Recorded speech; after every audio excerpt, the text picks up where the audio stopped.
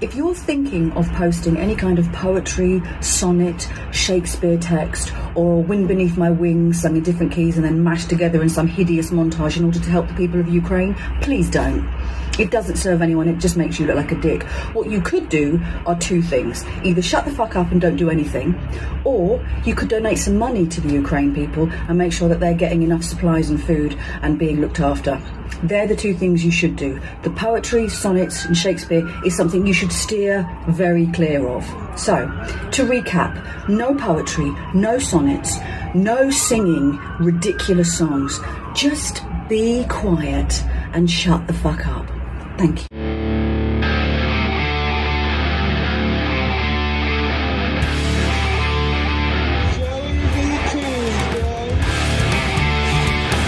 Oh boy, oh boy, oh boy. Test 1 2. 1 2 1 2, we're back. Lots to talk about. All the phonies are wearing yellow and blue now. Yeah, everybody cares so much about Ukraine. Meanwhile, half these people probably treat their mothers like dirt. You ever been in a car with somebody who's, going on about all the injustices in the world and how we should be more, tolerant and generous to people who are in need? Meanwhile, then when their mother calls, what? Mom, I told you not to call me. I'm busy. Why do you always do this? Yeah, these are the same people who never post family photos or praise anyone in their family. It's all just them. Some of these people are resorting to getting naked now, too. Yeah, that's always been a staple with these whack jobs to get attention. Putin! War criminal! Putin! War criminal! Putin! War criminal! We're going to go through all these clips I can't show you on here on the Patreon today. And I know a lot of people are like, why don't you go on Rumble? BitChute. What is BitChute? It sounds like a ride at a water park. Like, what do you kids want to go on first? You want to go on the BitChute? What do you say? All these free speech platforms, there's tons of them. Yeah, they're all free speech until I get on there and start showing people twerking on corpses and open caskets at funerals. Yeah, then all of a sudden they're no longer free speech. I like having a secret club on Patreon. That's what I'm doing. Until there's a problem with that. And there will be. Of course there will be. And then I'll start my own platform. And if they shut that down, well, then I'll just go door to door and do my show. I'll just start from the East Coast and spend my entire life performing in everyone's neighborhoods until I make it to the other side. See, there's always a backup plan. Dear President Vladimir Putin, shut the fuck up. Speaking of getting your message out there, we got a rapper calling in later. This guy actually raps, though. Not the auto-tuned mumble bullshit. The worst. Hi-Rez is going to be calling in a little bit. He's been doing some really interesting things lately. He performed in front of a protest on the steps of the Lincoln Memorial with guns drawn on him by the Secret Service. Yeah, we're going to ask him about that experience. He's been topping the charts with his brother Jimmy Levy. The interesting thing is the songs he's been putting out are songs about God and freedom, which somehow makes you an extremist now by the mainstream media. Meanwhile, artists who degrade women, promote drug use, or give lap dances to Lucifer are considered more balanced and reasonable forms of expression. Anyway, before we get started, I got to shout out my sponsor, Raycon. They sent me these earbuds. I've been using these things religiously. The everyday earbuds. These things look, feel, and sound better than any set of earbuds I've ever used. Every pair of earbuds I've ever had prior to these always end up falling out of my ear. I think it's just my head is so abnormally big that my ear holes are just wider than most people. They're like traffic tunnels for bees.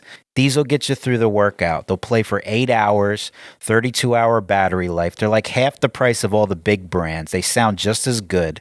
Why would you spend more for the same quality or better? Look at the reviews. The Raycon Everyday Earbuds specifically have over 48,000 5-star reviews. Right now, Joey B vs. the World listeners can get 15% off their Raycon order at buyraycon.com/JoeyBVS. That's buyraycon.com/JoeyBVS to save 15% on Raycons. Buyraycon.com/JoeyBVS. You're going to love this. So I log into my Instagram the other day, and right away, the first thing I see in my news feed is a video of some guy laying in bed, filming his face. No context, just him holding his phone up to his face with a blank stare, his eyebrows raised a little bit, starts looking confused, and then it just ends. Makes no sense. I scroll a bit more, and then all of a sudden, another guy doing the same exact thing. No context, nothing. So I'm like, where is this coming from? Why am I seeing this? These aren't even people I follow. So finally, I see above the post, it says suggested post. I challenge. I challenge? What is the challenge? Is it a staring contest? I mean, what's the hurdle here? How do you win? And why is this being suggested to me? Why would you suggest this to anyone? There's no redeeming value to this. This can only do harm to you by consuming this footage.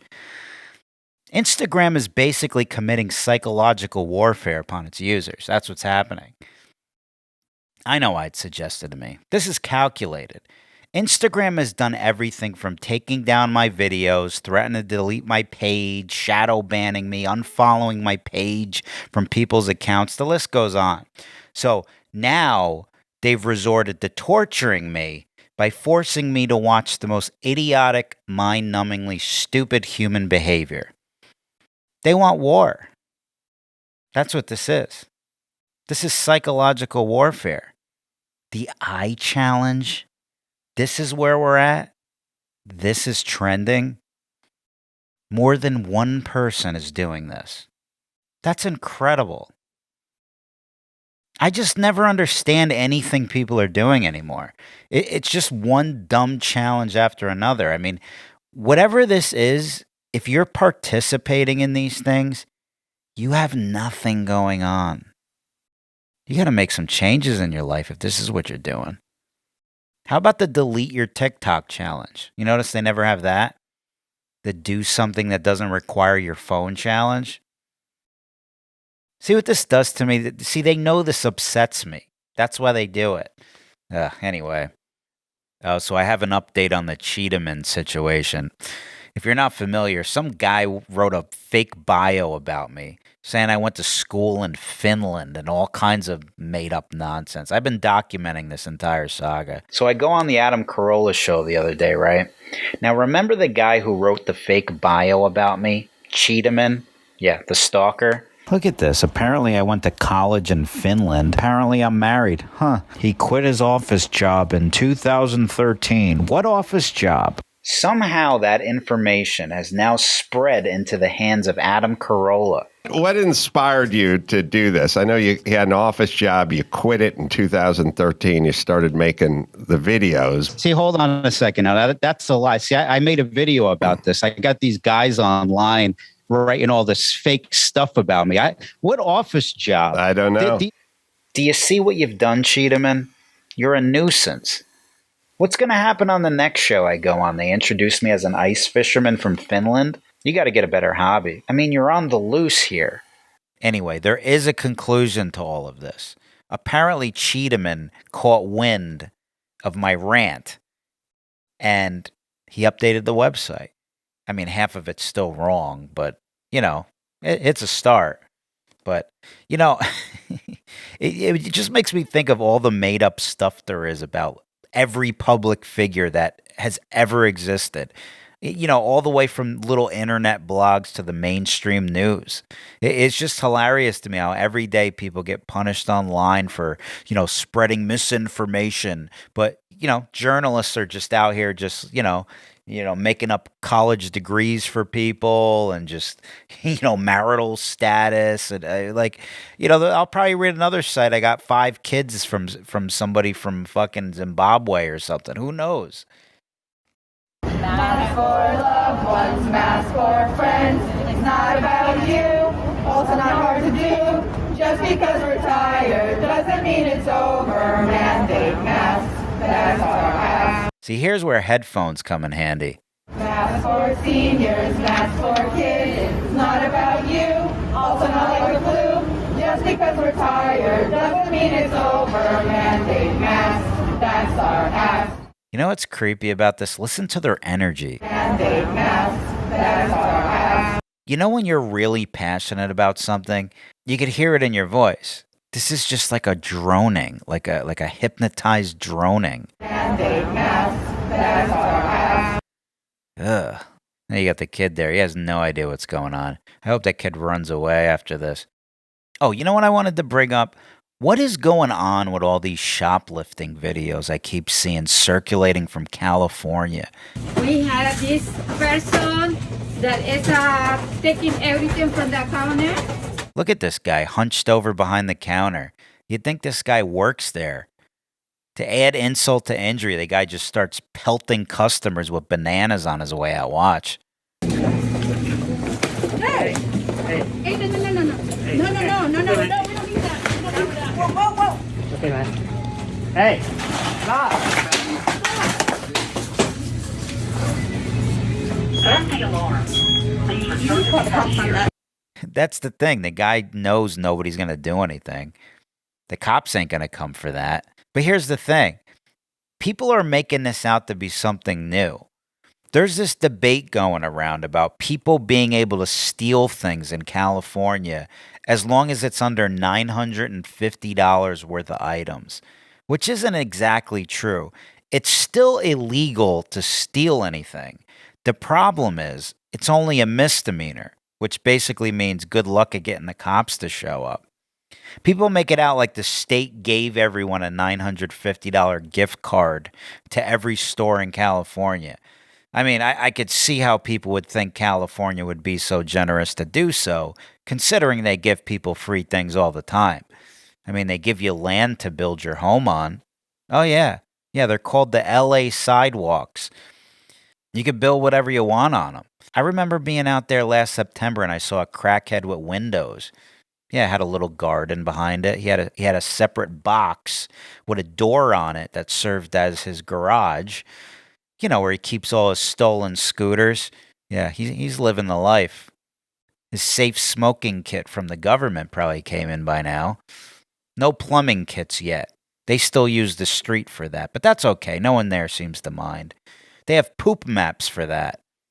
No reason to complain. Just download the app. It'll tell you where Heroin Harry's latest deposits are, so you know to step over it on your way to the grocery store. But anyway, going back to the whole shoplifting thing, it reminds me of a story you'll get a kick out of. I had a retail job, my only one. I was probably 20. It was the Deer Park Blockbuster Video on Long Island, New York. I'll never forget this. I come into work. First customer of the day comes in, right? Middle-aged woman, probably in her mid-40s, wearing one of those big floppy sun hats. She's got a summer dress on and sunglasses. A few minutes go by. I notice my manager hovering around her outside of the aisles. You can tell he's keeping an eye on her for some reason. She starts walking up towards the front. I'm behind the register. Now, you know how in the front there used to be the magazine racks with candy and popcorn? They used to have the Blockbuster Video popcorn, remember that? Yeah, well, she's standing on the other side of the rack. Now, my manager creeps around and he's hovering around the other side. Now, he looks at me, signaling to watch her. By the way, I wish somebody could animate these stories because this would be perfect. Anyway, so I'm watching her, right? She's standing there holding an open magazine up to her face.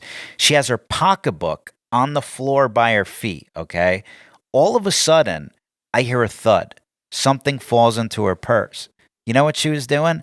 She was dropping packages of popcorn into her bag that she was holding with her thumb inside of the magazine that she was pretending to read. So basically, the popcorn would fall from the magazine into her purse. It was the most obvious, poorly executed attempt to steal in the history of shoplifting. So my manager walks up to me and he whispers, "Call the police. She's stealing. I'm going to stall her." So I pick up the phone and listen to the dial tone because number one, I'm not a rat. And number two, $7 an hour isn't enough for me to care about $1 billion company's assets. So I'm basically worthless in this situation. So now the popcorn bandit decides she's collected enough popcorn and proceeds to walk towards the exit. My manager blows his cover and just tells her, "Okay, we watched you steal the popcorn, put it back." She never even flinches. She just keeps walking past him and exits the door. And here's where the show begins. Because, you can't touch the people. Even if they're stealing, it's always been this way. Unless you fuck around in an Italian deli. Well, that's a different story.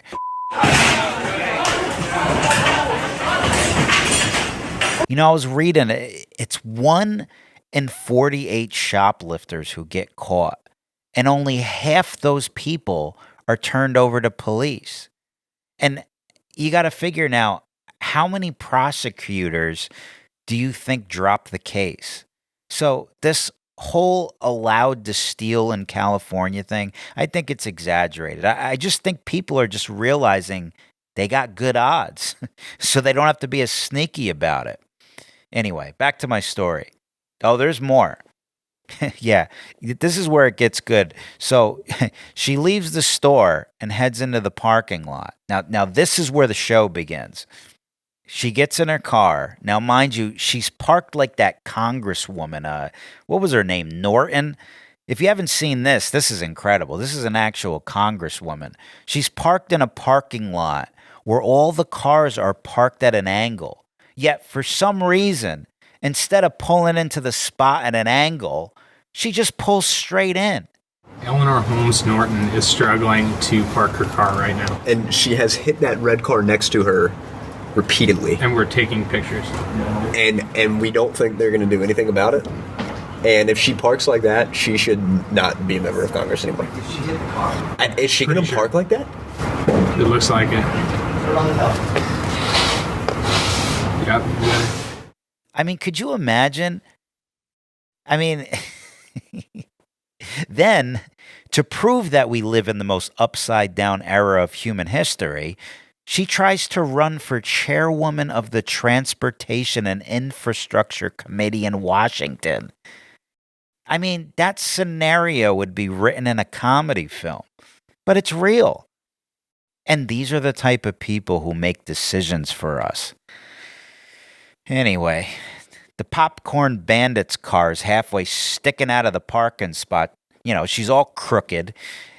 You could tell she's not all there, but how nuts is she? Well, we find out when she turns the car on. So she turns the car on, and instead of pulling out of the spot, she starts backing in and just completely smashes into the car next to her. And then she goes to pull forward and hits the front corner of the car on the right side of her, scraping the entire length of her car as she leaves the parking lot. I mean, I'm watching this from the window. So there's a pet store next to us, right? Now, we share a parking lot with a few other businesses. So the owner comes running out of the pet store, goes right up to her window. She completely ignores him. Now, mind you, this is right on Deer Park Avenue. If anyone who lives on Long Island knows this street, they know how busy it is. She doesn't even stop to look as she's pulling out of the parking lot. I mean, there's cars flying by. I mean, it's like the last level of Frogger, logs rolling by, trucks, you name it. Anyway, she pulls right into traffic without looking and somehow perfectly gets in and goes on her way. Now, the pet store owner, He gets in his truck and he starts following her. My manager calls him. Apparently, he's following her now. Okay, we don't hear anything for hours, right? So my shift's about over, and my manager comes to the front and he's like, "You'll never believe what happened." So apparently, she ends up pulling into a plaza parking lot, parks in front of a pizzeria, and walks in. Now, the pet shop owner's on the phone with the police. So she's in the pizzeria. The cops show up. They find her hiding in the bathroom. They grab her and she puts up a major fight. She's obviously unhinged, so she's going crazy. And so, as she's flailing around, her wig flies off. Yeah, she's wearing a wig, but she has hair, which means she was in disguise. So they eventually cuff her, throw her into the cop car. Now, this must have been an off-duty cop car, undercover, whatever, because apparently somehow she somehow lunged into the front seat. I don't know what she thought she was going to do, but the cops got her situated, ended up taking her away, and that was that. So now, obviously, we're all asking ourselves, who is this woman? What was she on, and where did she come from, right? Well, come to find out, she wasn't on anything, and apparently that was the problem. The other problem was she wasn't even an American citizen. She was Canadian, but not just any Canadian. Apparently, she had been missing for over a week. She was supposedly staying with a family member who was supposed to be watching over her because obviously she's mentally disturbed. Well, whoever was watching her did a terrible job because somehow Popcorn Patty got the keys to the car and hot-tailed it out of there and right over the American border. Yeah, so basically we let an escaped mental patient in a stolen car with a craving for blockbuster video popcorn into our country. How she ended up so far into the country, I have no idea. I mean, the Canadian border from NYC is what, like 8 hours? It just goes to show how good that blockbuster popcorn was. We will not comply with the institution's sick illusion. No, it won't be televised. Welcome to the revolution. We will not comply with the institution's sick illusion. No, it won't be televised. Welcome to the revolution.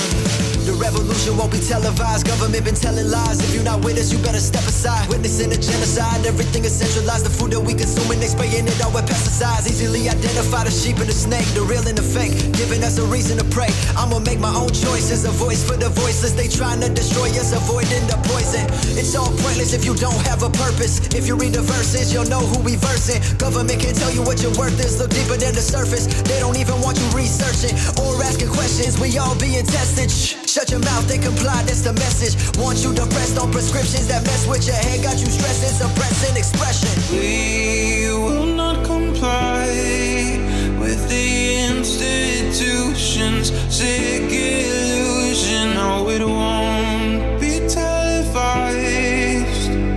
Welcome to the revolution.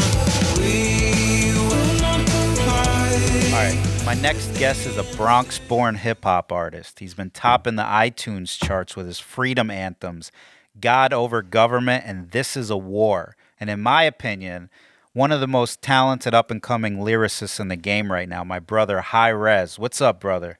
Thank you, man. We were just talking off camera, but gotta repeat it.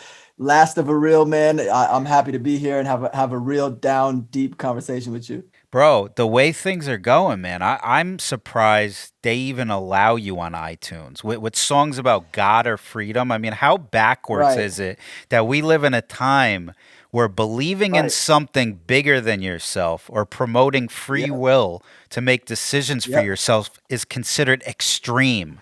Isn't that crazy? It's weird, man.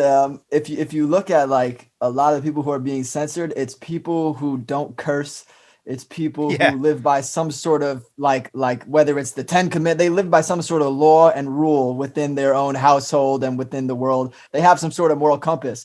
So it's like people who are morally just, and like whether you agree with them or not, these are the people that are being censored, which is strange, man. Like I've never been an overly religious guy. I've never been overly anything, you know, I've never been radical, extreme of any sorts. So it's weird how it's like, you know, I'm just getting pushed and boxed in and yelled at and like a lot of noise coming from everywhere. Just as you said, just discussing free will and something bigger than us as humans. I'm not even discussing any denomination, any specific religion. The fact that God exists and you can choose your destiny, you know? Well, you know, this is all something I've been thinking a lot about lately. I mean, you know, try to follow me on this. Now, you and I know that there's a type of person, and you just brought up those people like that are very hostile. You know, and there's millions of people like that, and a lot of those people are the types who will blindly follow pretty much anything that authority tells them. I mean, I've showed videos on here of a guy standing in front of a store with a lint roller, signaling to people to raise their arms as he rolls the lint roller on them before he lets them into the store. Guy doesn't even work there, and people just go right along with it. They don't ask a single question. So now you mean to tell me if those people don't have questions for that guy, you think any of those people have questions for anything the government is telling them to do right now? No, man. We're at such a stage. I mean, it's always been like this, right? If you look at our parents, our grandparents, like they only had one or two news stations. They turned the dial on the cable and shit. And like, it was just the news was that was it. It was like whatever, there wasn't even two perspectives. Yeah. And if there was just kind of two ways to vote. You know what I mean? Or three ways to vote. There wasn't like, we're arguing over everything, but I agree with you, man. It's like, everything is polarizing, and it's strange because you and I have a problem with these people that you just said, this lint rolling type of person, right? Yeah. But like, not to the point. I'm not gonna lose sleep over it. No. Obviously, I'm not gonna freak out over it. But then you have people that are like, why do you care that they care? That, dude, it's like a never ending snowball effect of I don't know, man. It's all, we're living in Black Mirror, man. Well, it drives us crazy because we actually believe in themselves, in those people, more than they actually believe in themselves, and we're the problem for believing in other people. I mean, it's so insane, and that's the thing, is that those people will, even when you bring that up to them or bring up this discussion, those are the same type of people who will actually defend the lint roller guy or anything. See, this is the thing, though. Again, I've thought a lot about this, and I noticed it seems that those people who have a particular value system, almost like an internal set of rules of right and wrong instilled in them, whether it's from religion, God, or just a set of morals that have been handed down to them from through their parents, family. anything. Yeah. And if what authority tells them doesn't align with their set of internal rules, they tend to reject authority because they deem it as wrong based on their set of internal rules. But then you got the people who lack any type of belief in a set of internal rules that guide them. They're more prone to go along with what authority tells them, because authority, like government, is almost like a replacement for the lack of authority they have internally. So check this out. I agree. So what you said earlier, I don't know if you were on camera or off camera. Yeah. But you were saying you were a C-list student. I'm C grades. I was the same type of student, right? B's, C's. You know, I was above average. I was mediocre. I was average. Whatever it was. But I always had that problem. Whether it was on a football field, whether it was on a basketball court, whether it was in school. If the shit didn't make sense to me, I always questioned, why do you, like, if someone was like, fill this in, Jesse, do X, Y, and Z, and I'd be like, if it didn't make immediate sense to me, I would ask why. I would give them a chance. And if it then made sense, I wouldn't instantly like push back. I was just like, hey, can you tell me why I have to do this? And then I did it. So like, as an adult, I feel very disrespected being treated the way I felt. This is the closest I felt to high school as an adult ever. I know you feel the same way. I do. You know what's crazy? What you're saying is I was that kid too, man, where it's like I was always asking questions, right?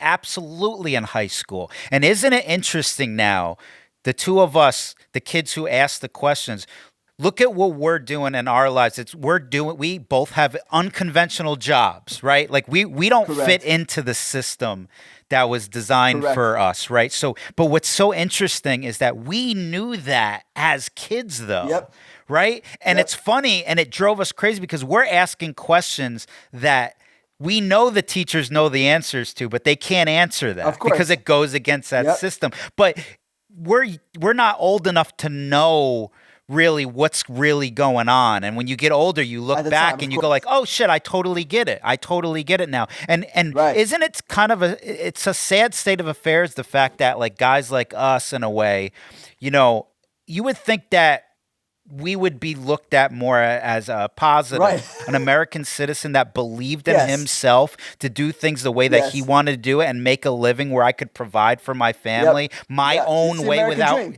the American dream. Right. But that's a problem now. That's a problem now to people. I'm learning like obviously without the pushback and without the problem, we wouldn't be sitting here and having this conversation, you know? But I've also learned in recent times, whether it's through seeing, you know, money, whether it's through seeing fame, success, more attention, just more comfort as far as spiritually, physically working out, whether it's all these things aligning or not. I'm just noticing that it doesn't really matter. Like, look at Joe Rogan. Cancel culture isn't real if you're a good person. You know what I mean? Right. If you're a genuine human being and enough people, like if I was screwing you over and I screwed everybody over and then they caught me for some bullshit, all of you would be like, yes, thank God. You know, in the back of your head, you'd be like, we kind of hated that guy, right? Yeah. Like, not Oprah. What's the other? Whoopi Goldberg. She did the shit. And like, because you and I imagine we agree on all censorship is pretty stupid and terrible. Yeah. But it's one of those things in the back of your head where you're like, you know what? It's like, I'm not saying you deserve it, but you know, it's you know, look, you know what I mean? Absolutely. Well, I mean, people do have the freedom to be upset about things, you know. Of course. So I don't. When I defend somebody's freedom, that doesn't mean that I agree with their statements. I will stand by somebody. That's a big thing. You know what I mean? But that's hard for people to do though, because I think people get so emotional about things that they just want to fucking go for their throat. You know what I mean? It's like I think you have to take a step back and see that there's a bigger picture to it. You know what I mean? But you know, in a way. Something I'm learning is go ahead. Go for it. No, go ahead, my man. Something I'm learning is like, if you play devil's advocate in 2020, 2021, 2022, they automatically assume you're picking the other side almost every single time, no matter what. If I'm talking to a Trump supporter, if I'm talking to a Biden supporter, if I'm talking to a Christian, if I'm talking to a Jew, almost 99.99% of the time, it's not mutually exclusive to like liberals, the way you'll see on TikTok and the way they kind of throw that in your face. But it's like everyone assumes if you're just debating them now, and if you're having a healthy discussion, then you're just attacking now. It's crazy, man. Well, everybody's got to, they have to label and box people. And because I think that the nuance, dude, life is very, there's a lot of nuances in life. You know, there's a lot of gray. And I think people look at life as, you know, black and white a lot of times. And it's interesting to go to this freedom movement.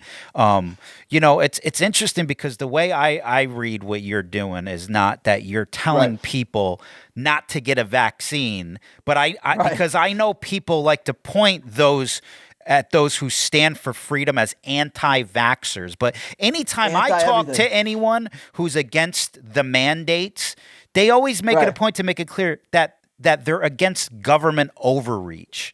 I mean, is that kind of what the idea of this whole movement? Because I got to tell you, I look at you as somebody, a part of that now, because I see a lot of these videos, man, of people fucking, you know, reciting your music. And your songs have basically become the anthem for these freedom marches. I can't tell you how many times I've seen videos of people, not just young people, but families singing the hooks to your songs. I mean, that's got to be a humbling feeling, no? We will not comply with these institutions, seek illusions, no, we won't be televised.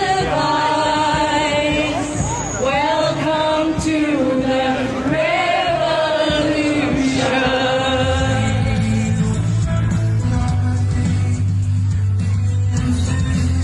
Yeah, it's humbling. It's also scary, man, because it's one of those things where it's like, you know, everyone wants to talk about deep state and being a threat and doing it. Like, we're actually we're changing a narrative culturally right now. Like, I'm not saying that like we're all doing it. You're doing it. I'm doing it. Jimmy's doing it just by speaking up and talking. So it's one of those things when it's like, they don't really care about, you know, Alex Jones because they already killed his character, right? It doesn't matter about these Alex Jones type people. It doesn't matter. He looks nuts to people. You either subscribed or you didn't. There's no in between anymore. Versus what we just discussed. It's like, if you actually get to the root of who I am, what I am, and what I'm talking about, or what you're talking about, you're like, whoa, this is a normal dude who just wants government to kind of stay out of his life. Like you're liberal in a sense of you want people to be able to live a progressive as life as they want, or a traditional as life as they want. I imagine I'm the same way. And it's one of those things, man. It's where it's like, that's a normal, widely thought. Yeah. And as soon as people start realizing that we agree on 99.99%, regardless how we vote, and that's what we're doing through the music, man. So it's like, I was labeled a right winger. I voted right once, I voted left once, and I voted middle once. So it's like, you can call me whatever you want to call me in the 3 elections I voted. So it's like, not that I'm ashamed to be right. I don't care. My point is like, instantly people box you in for what? Freedom, like you said, free will, destiny, God, what? Like it's almost as if that they can't, they're not ready for the discussion. I think they look for things to dismiss you. So if it means when they see a freedom march and they go, oh, well, they're anti-vax, like I don't want anything to do with those people. In the back, I think they do that because when you strip that away and they find out that you're not, you see what I'm saying? It's like they don't really have an argument, and that goes to the whole thing when people are quick to label people racist or homophobic and stuff. Like to me, those are just labels to box and dismiss you so that they don't actually have to have an argument. Just like what Trudeau's doing with these truckers, right? So he's labeling these people as menaces to society. Meanwhile, they're playing Connect Four in the streets with their kids. You know what I'm saying? And it's like, but again, it's a lame attempt at trying to convince himself and the masses that they're bad people, because he can't argue with the working class that's really peacefully protest. There is no argument for that because the way the government's set up is you're allowed to do that. So if you're not doing anything wrong, then he's got to make it out to be that they're doing something. So you're seeing that they fucking just make it up. They make it up. It's all in our face right now. And as soon as you wake up to it, it's one of those things that you can't like turn it off in your brain ever again the rest of your life. And that's what's scary to establishment media. And that's why it comes in where I said that's the fear that kind of comes into my mind. Obviously I'm not hiding in fear and anything like that. I don't think I'm on the Clintons hit list right now yet, but you know what I mean? Maybe in a couple of years, but but in general, man, it's one of those things where it's scary to culturally like lead people like to an awakening, like it's like I've only seen movies like that where it's people on the corner screaming, Jesus is returning, you're all going to hell. That's how they made people look. You know what I mean? They didn't make it look like you and me being like, hey guys, just think for yourself, turn off the fucking media and realize that almost 99.99% of the shit you see is smeared campaigns, it's fake, and it's all for a reason. Just follow the money. And it's very easy. As soon as you open your eyes to that, you can't close them. Could you imagine? I mean, did you ever think in a million years that you'd be on the steps of the Lincoln Memorial, basically singing your, rapping and doing this stuff? I mean, think about it. As an artist, it takes some time to develop a lot of these things. And what you're doing is you're a rapper who wears his heart on his sleeve. So a lot of the stuff that you write in your lyrics are very near and dear to your heart. And a lot of times it's like there's a lot of solitude when it comes to writing your art and creating your art. So to be out there and to express yourself in that way on the steps of the Lincoln Memorial during such a pivotal moment in our history, and to have people reciting those lyrics and sharing, I mean, what does that feel like, man? Dude, so like I got chills thinking about it because it's one, and not to like say, oh, I made myself get chills. Forget that. That's a weird douche shit. But like in general, I've never had, like I've been on the go, bro, the last few months. So I haven't had time to stop and think. So you reciting it back to me has made me appreciate it in the moment. But let me tell you one thing now. Let me spit it back. I'm on the steps of the Lincoln Memorial with Jimmy. There's snipers on the Lincoln Memorial, bro. There's snipers looking around. This is when I'm performing. Like I'm in the jungle, bro. As far as like, it feels like it's fucking crazy, dude. Like there's snipers on Lincoln Memorial. There's Secret Service everywhere. There's like CNN, Fox, MS. There's every single mainstream media outlet, and I'm on the Lincoln Memorial, and I say like I ain't trusting no CNN and no Fox, MSNBC. They all trying to put us all in that same box. Whatever I said, I got to say this on the steps of the Lincoln Memorial. Whether somebody gave me that platform, I appreciate the fans. I appreciate the people that put it together. Right. On one hand, I'm like, why did they allow me to do this? You know what I mean? In DC, right? Because there's permits for this. So on one hand, the devil on my shoulder is like, yo, why are you doing this? And the angel on my shoulder is like, yo, appreciate this. take it in, soak it up, because like you said, I got to, at least regardless of whose intention was what and what, like who was pushing what agenda, right, I got to speak my truth. You know what I mean? Absolutely. Did you get any type of backlash or any type of weird behavior from anybody after that? So it's done, bro. Like, Yeah. I don't know if I'm now in my own echo chamber. Like, you know, we all kind of go into our own echo chambers now, right? Like, I might be fully submerged in my own echo chamber now, where it's like I kind of lost all the fans that were just, you know, super, I don't even want to say liberal or left, just like they were pro-establishment. They would never question establishment. Right. And I think I lost all those fans, you know? So it's like anytime I post, I don't have any backlash. That's okay though, man. It's like I always believe in when you're standing for what you stand for, and if you truly believe in what you're doing is right, like you're going to go through that filtering process where you're going to filter out people that might not align with your views. And you know, really in a perfect world, you shouldn't have to reject somebody because they don't. Right. Because of that. But you know, it's funny because you posted something along those lines that really resonated with me. You brought up how when you used to rap about drugs, no one had a problem with it. But when you started rapping about freedom, all those people who used to rock with you in the beginning, all of a sudden now they have a problem with your content. What does that say, though, about some people? It tells me that people want to numb themselves from what's going on. They don't even want to hear about it. They may know what's happening is wrong, but they'd rather feel cozy and safe knowing there's others out there like themselves who are doing or saying nothing about it. How do you feel about that? So psychologically, I've realized just through my own study with my own audience is the people who are more likely to question authority and like my music. I've always had a struggle in my music, you know, whether it came across obvious or not. When I was rapping about doing drugs and buying drugs, as it was selling, whatever it is there was clearly hurt underneath. If you knew how humans worked, I wasn't trying to be Future. I wasn't like, you know, rapping about Migos or whatever. I wasn't talking about slang and drugs. I was like, oh, this kid is probably an addict. He probably needs help. Maybe whatever. So like there was always a deep struggle in my music, whether it sounded like it or not.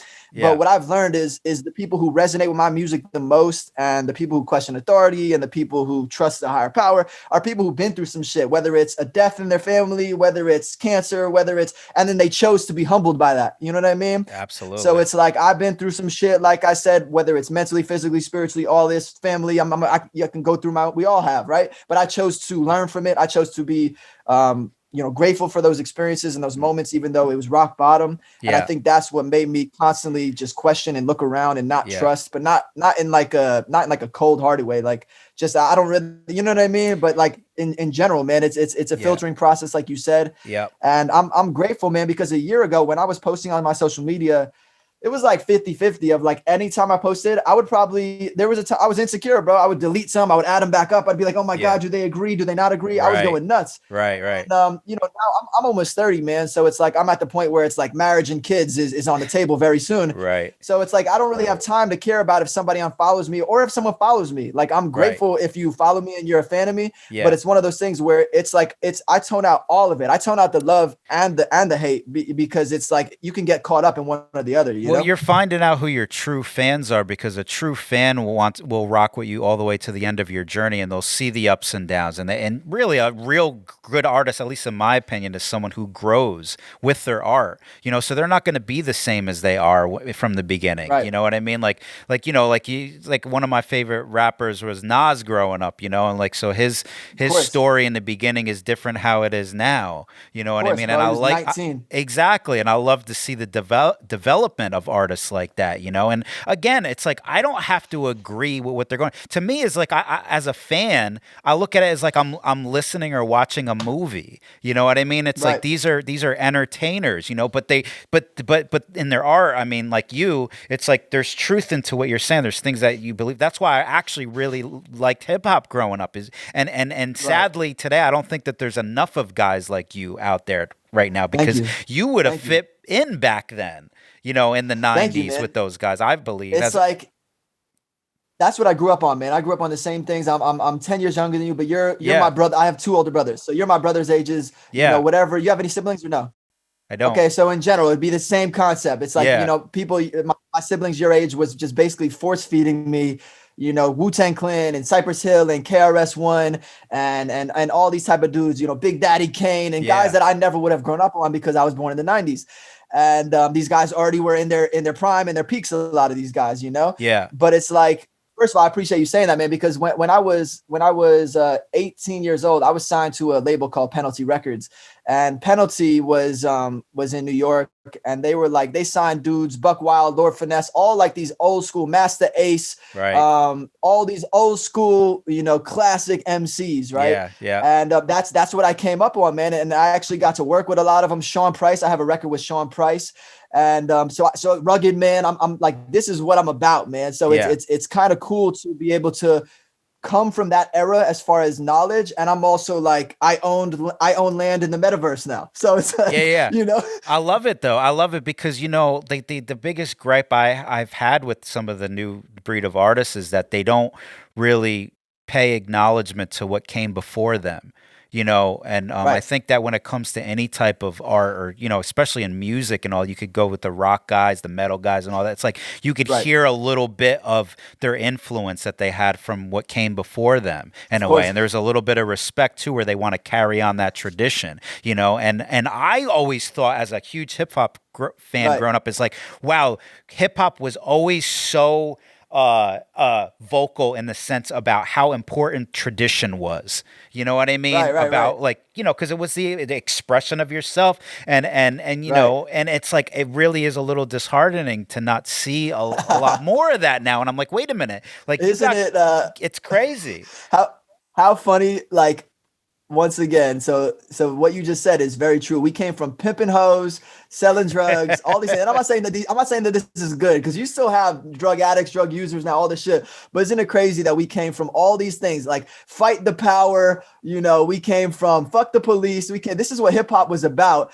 and now it's like the most liberal. If you say anything bad that's not liberal, we're canceling you and we're taking you off Spotify. I say this all the time. It happened with rock and roll. Rage Against the Machine is now raging with the machine. You know, I mean, it's like it's a sign of the times, is what it is. You know, dude, do you ever fear? Like, I think I'm so comfortable that I hope and pray. I'm like even sitting here praying right now. I hope that when I'm in my 60s, even if my kids and my grandkids are like, you just don't get it, grandma or grandpa. So maybe I'll change genders by then. You never know. I just hope and pray that I just can go along and just be like, you know what? Even though I get it, I don't get it, but I get it, grandson, because I don't want to be Rage Against the Machine when I'm in my 60s. Amen. Look, man, before I let you go, I got to say, you know, like I said before, I grew up in the golden era of hip hop. And, you know, during that time, there were two things that has always been a staple when it came to having an artist on the radio. Number one, you had to name your top 5 MCs of all time. Of course. What's yours? What do you got? And I'll let you know mine. My top 5, the order of the 5 changes, and people get upset with one of them. You'll probably guess them. But okay, so top 5 is always Biggie, Tupac, Nas, KRS-One, and then people hate my 5th, but he's actually my favorite. He's my 2nd favorite rapper. So it's in my top 5. This is between top, but Kanye West. Oh, that's a good list, man. You know, I never actually thought about my top 5, but I could try to give you something off the head. You never thought about it ever? No, I have, but I'm so particular that it's like I'm always like, I'm not gonna put it out there unless I have it in proper order. But I'm gonna give you the list. That's not in order. Okay. So Nas, I think Nas probably would be number 1. No matter what. But no matter what, I think Nas would be number 1. I'm going to put Eminem on the list, not in any particular order. I'm going to put, I will put Biggie on the list. Right. Who else? Big L and Big L and I'd probably put Cannabis on there. Believe it or not, and he broke my heart when he pulled that notepad out. I know you know what I'm talking about, right? Of course I know. Yeah, what I you're watched, dude. He had his arm in a sling and shit. He had his arm in a sling. That was the saddest moment in hip hop. Cannabis was obviously exposed. Yeah, he was exposed, man. He ran out of rhymes. Hey, listen to me. I'm not a good freestyler. All right, so work with me. You win this, All right? But I want to still spit my shit. You understand me? You understand me? Hey, yo! Y'all came here to listen to rhymes, right? Huh? It's 30 pages of rhymes in this motherfucker. All right? So, all I want to do is spit my shit. All right? The man win. All right? Let me spit my shit. You got to drop a freestyle. I mean, if you want to carry on tradition, I mean, you got the floor. Can you do it? I could provide you with a beat, but it's going to be one of those old man beats. All right, here we go. Can you hear it? Yep. Yo, hey, look. Hey. joeybtoonz, Hi-Rez. All right, live coming through. Let's go. Hey. Now there's 6 million ways to kill the record. Son of the devil, I feel like Geppetto with all these puppet rappers. They should probably get a Golden Globe because they just actors. With all of the sinning I've been committing, it's time to see a pastor or a preacher. Fuck my high school teachers. They said I wasn't shit and it was 5,000 for a feature. Boy, that's light work. I'm a cyborg with a side whore and my eyes sore. I haven't slept in a couple of days like July 4th. I'm independent. I don't even mention all these people in my mentions, and everybody know that I be pushing pins like I'm pushing all the everything in the sentence. I don't even know, but I've been going off the dome right now, and everybody knows that I'm chill at home right now. So you can't hit me up on my phone right now, because I probably turn into a clone right now, because the Clintons got me in the damn system. I don't even know, but don't be tripping. I am a victim, not of the system. I don't even know, but you be knowing that I be going for prison. That's not really make sense, but if it don't make sense, you know the rest. Shit, I don't need to say it. Everybody knows that I be spraying. Second Amendment, don't gotta say it. Hey, don't play with the kid. Hi-Rez, eyes red, got your mom's thigh spread. Hey, going off of the beat a little bit, but that's okay, cause you know that I be going away and in a little need to take a damn vacay. Everybody knows that I be going alright. Okay, I'm done. Hey. Bro, you absolutely blessed the podcast right there. I feel honored. I appreciate it, man. I could tell you actually did a little bit of that off the dome too, which I kind of respect, man. Like I always appreciated a lot of the rappers back in the day when they did the ciphers on the radio, you know, and like you could tell certain ones were just like purely doing it off the head, which is a talent in itself. I usually like to anytime I do it, I like to start with like a couple bars that I have memorized, and then it's like then it's easy. You know what I mean? It's like as soon as you get going, it's like anything. It's like riding a bike, you know? Absolutely. Well, bro, thanks for doing this, man. And I'm sure we're going to talk again, man, and keep fighting the good fight, man. I'm going to be watching from my end. Oh, and by the way, let everybody know where they can find you and what you got coming up next. Yeah. Hi-Rez, the rapper, Twitter, Instagram, everywhere on the internet. Hi-Rez, basically, you can find me. Me and Jimmy are working on an album. We got another song coming out probably in March. I'm always around at rallies. I'm always out here, feet on the ground, boots on the ground, doing things. So if you see me out in person, say what's up. And I appreciate y'all. All right, brother. We're out of here. Thanks for watching. Thank you.